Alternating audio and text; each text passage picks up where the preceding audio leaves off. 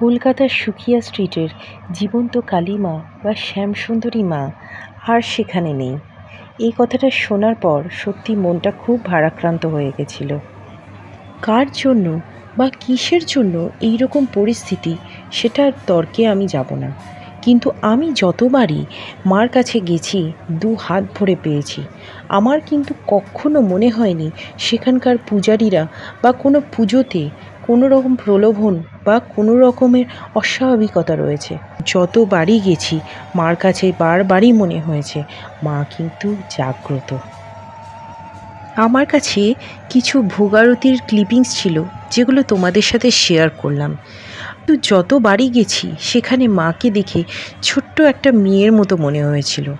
আমার পূজারীদের পুজো দেখে শুধু এটুকুই মনে হয়েছে, একটা ছোট মেয়েকে যেরকম আদর করে খাইয়ে দেওয়া হয় ঠিক সেরমভাবেই পূজারীরা যত্ন সহকারে মার পুজো দেন। আমরা সাধারণত পুজো দেওয়ার সময় দেখি কাপড় দিয়ে ঢেকে ঠাকুরকে ভোগ দান করা হচ্ছে। এখানে কিন্তু সেসব কিছু নেই। তোমরা কিন্তু নির্দ্বিধায় দেখতে পারবে সমস্ত ভোগারতি। এখানে সবার সামনেই মা ভোগ গ্রহণ করেন।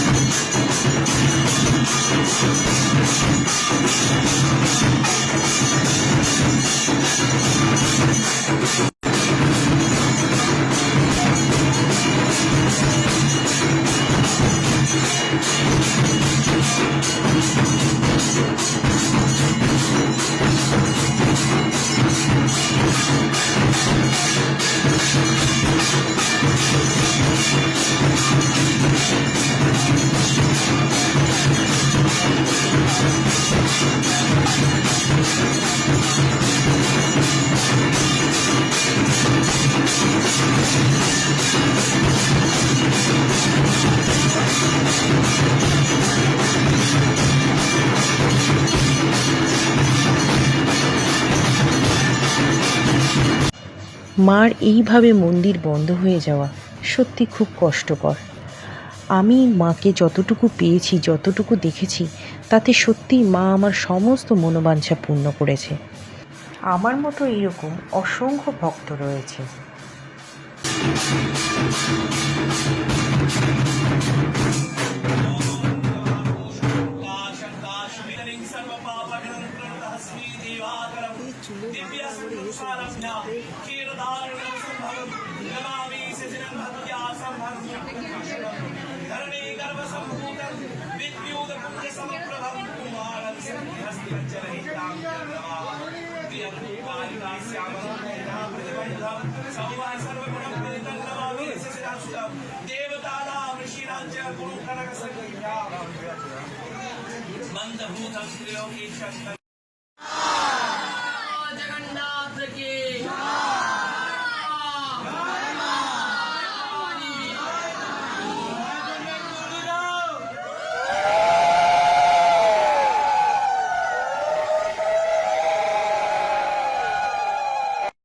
আমার সাথে অলৌকিক এক ঘটনা ঘটে ঠিক কালী পুজোর দিন।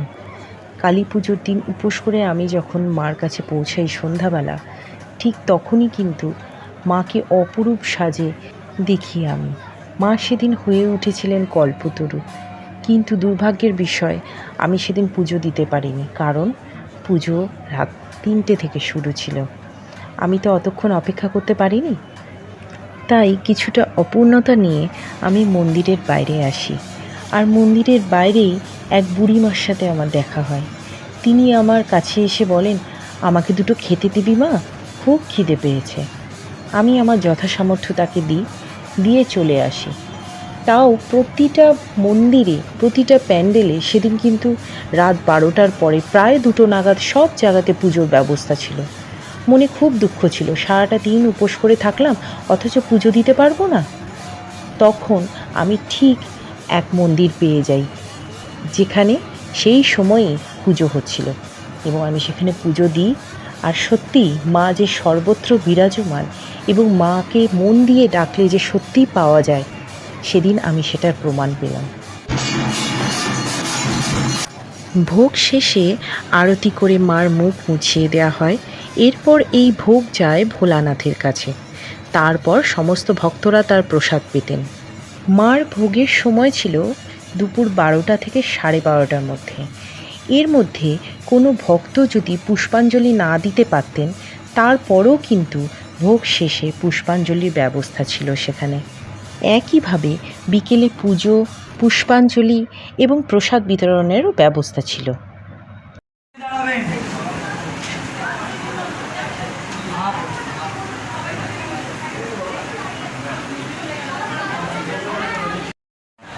সবাই ভোগ প্রসাদ খেয়ে যাবেন, আর এখন পুষ্পাঞ্জলি হবে, এখানে সবাই পুষ্পাঞ্জলি দিতে পারবেন। কেউ খেয়ে না খেয়ে সবাই দিতে পারবেন। আর টিপ ফুল সবাই বাইরে গিয়ে ভোগে। আমি জানি না কোথায় হারিয়ে গেল আমাদের শ্যামসুন্দরী মা। খুব তাড়াতাড়ি চাই, মন থেকে চাই, যাতে এই সমস্যার সমাধান খুব তাড়াতাড়ি হয় এবং আমরা আমাদের শ্যামসুন্দরী মাকে যেন আবার আগের মতো পুজো দিতে পারি। তিনি যে সত্যিই জাগ্রত, তিনি যে সত্যিই আমাদের জীবন্ত কালী মা।